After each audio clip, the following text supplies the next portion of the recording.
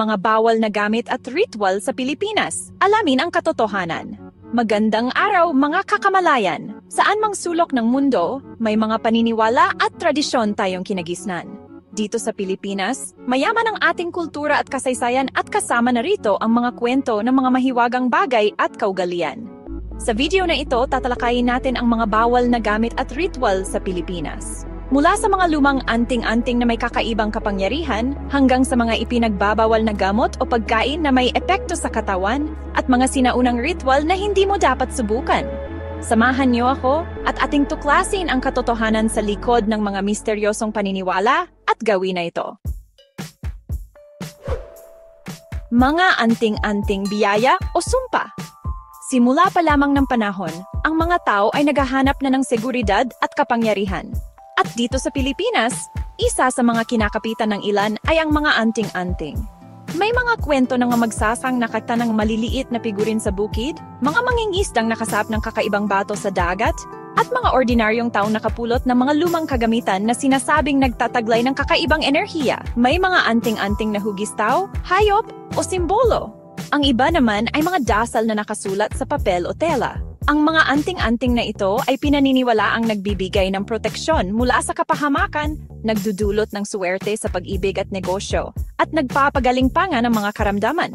Ngunit may mga kwento ring kabaliktaran. May mga nagsasabi na ang mga anting-anting na ito ay may kakambal na sumpa.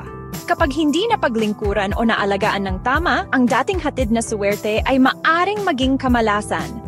Mayroon ding mga ulat ng mga taong na nahumaling sa kapangyarihan ng anting-anting at naging sakim at mapang-abuso. Naalala ko ang kwento ni Mang Se, isang magsasaka na nakatagpo ng isang lumang medalyon sa kanyang bukid. Sinasabi na ang medalyon na ito ay nagbibigay ng masaganang ani. Naging masagana nga ang buhay ni Mang Jose, ngunit kasabay nito ay ang pagiging sakim at pagiging malupit sa kanyang mga kasama. Mayroon ding kwento si Aling Maria na gumamit ng isang anting-anting upang maakit ang lalaking kanyang iniibig.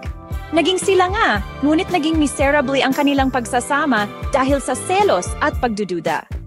Ang mga kwentong ito ay nagsisilbing paalala na ang tunay na kapangyarihan ay hindi nagmula sa mga material na bagay, kundi sa ating mga puso at isipan. Ang paniniwala sa mga anting-anting ay personal na desisyon. Ngunit mahalagang tandaan na ang tunay na kaligayahan at tagumpay ay nakakamit sa pamamagitan ng pagsisikap, kabutihan, at pananalig sa Diyos. Panganib sa mga bawal na gamot at pagkain. Sa patuloy na pag-ikot ng mundo, dumarami rin ang mga pagtuklas at imbensyon.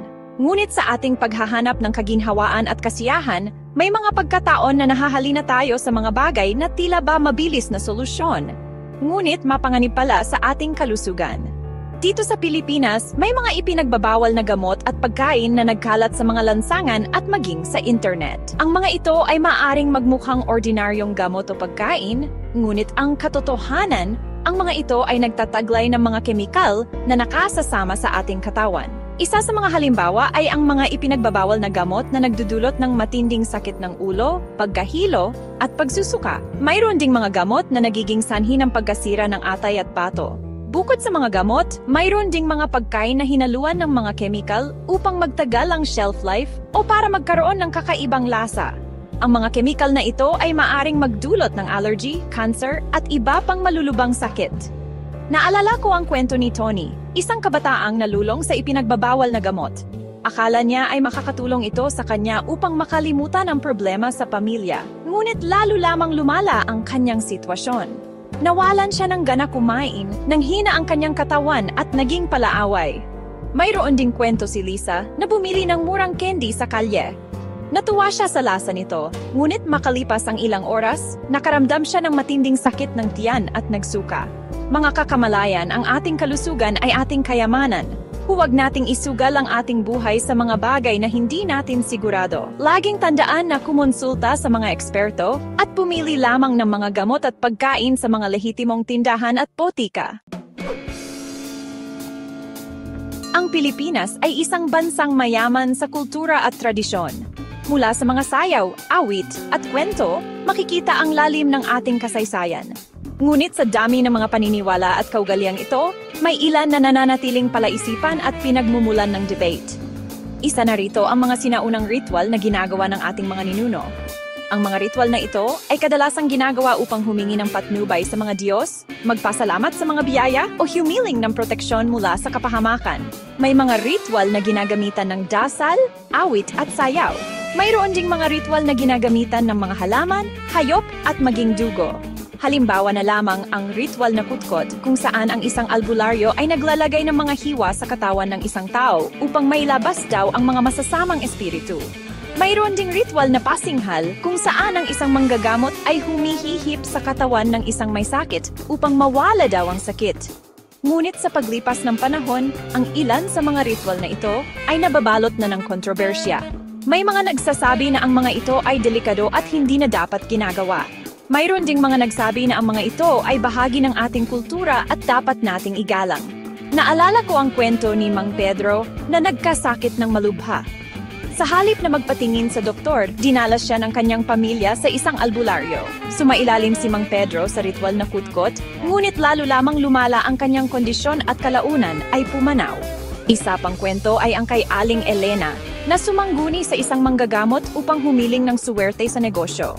Pinagawa sa kanya ang ritual na pasinghal, ngunit sa halip na umunlad ang kanyang negosyo, ay lalo pa itong nalugi. Mga kakamalayan, mahalagang tandaan na ang ating kalusugan at kaligtasan ay dapat nating prioridad. Pagamat may mga paniniwala at kaugaliang ipinamana sa atin ng ating mga ninuno, hindi lahat ng ito ay dapat nating paniwalaan at sundin. Laging pairalin ang kritikal na pag-isip at kumonsulta sa mga eksperto bago gumawa ng anumang desisyon. At diyan nagtatapos ang ating paglalakbay sa mga bawal na gamit at ritual sa Pilipinas. Naway naging makabuluhan ang ating pagninilay-nilay sa mga kwentong ating narinig at aral na ating natutunan. Maraming salamat sa panood! Huwag kalimutang mag-subscribe at i-click ang notification bell para sa iba pang mga kaalaman tungkol sa ating kultura at kasaysayan. Ingat!